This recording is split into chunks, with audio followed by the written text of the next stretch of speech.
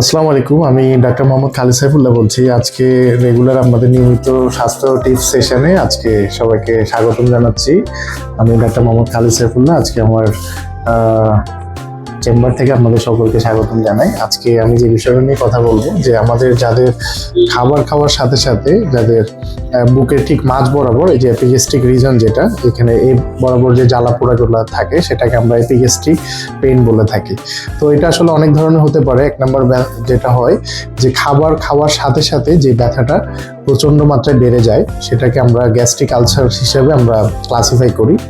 আর আরেক ধরনের আলসার আছে, যেটা হচ্ছে আপনার খাবার খেলে ভালো লাগে, ব্যথাটা কমে যায়, সেটাকে আমরা ডিউডেনাল আলসার বলে থাকি। আরেক ধরনের আছে যেটা হচ্ছে যে আমরা এপিগ্যাস্ট্রিক রিজন, মানে আপনার এই যে বুকের ঠিক মাঝ বরাবর এখানে ব্যথা হয় এবং পাশাপাশি যদি আপনার শরীরের ওজন কমার হিস্ট্রি থাকে তাহলে আমরা সেটাকে গ্যাস্ট্রিক আলসার বলে থাকি।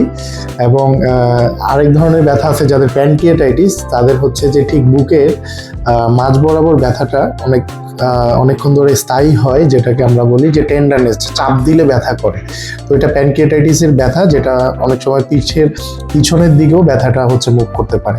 থার্ড নাম্বার হচ্ছে যেটা গ্যাস্ট্রোইসোফেজিয়াল রিফ্লাক্স, সেটাতে হয় যে আমাদের খাবারের ব্যাড টেস্ট হইতে পারে, কাশি, এবং কাশি দেওয়ার সাথে সাথে ব্যথাটা বাড়তে থাকে, সে ধরনের ব্যথাটা, অথবা যে গলার যে ভয়েসটা সেটা অনেকটা হোর্স, যেটা মানে কর্কশ এক ধরনের ফিলিং, যেটা গলার মধ্যে খুসখুসে একটা ভাব অনুভূতি হতে পারে, সেটাকে আমরা গ্যাস্ট্রোইসোফেজিয়াল রিফ্লাক্স ডিজিজ বলে থাকি।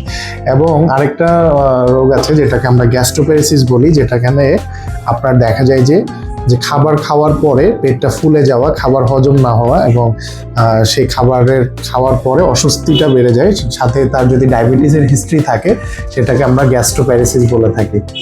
তো আশা করি যাদের এই অ্যাপিগ্যাস্ট্রিক রিজনে ব্যথা আছে এবং পাশাপাশি আমরা যে সিমটমগুলো বলছি সেটা অবশ্যই আপনাদের ডাক্তার থেকে কনফার্ম করে নিতে হয়। অনেক সময় লিভারের পাথর, পিত্তথলিতে পাথর, অথবা পিত্তনালীর যে ইনফেকশন, সেই ইনফেকশন থেকেও অনেক সময় অ্যাপিগ্যাস্ট্রিক রিজনে ব্যথা হতে পারে। তো এটা আমাদের ডক্টরদের জন্য অনেক ইম্পর্টেন্ট একটা পয়েন্ট। এই ধরনের ব্যথা যারা ফিল করে থাকেন অবশ্যই আপনার ডাক্তারের পরামর্শ আপনাদেরকে গ্রহণ করতে হবে। তো আপনার আজকের দিনটি ভালো কাটুক, সেটা শুভকামনায় আমি ডাক্তার মোহাম্মদ খালিদ সাইফুল্লাহ বলছি, হিলসাইড প্যাথোলজি থেকে। আসসালামু আলাইকুম।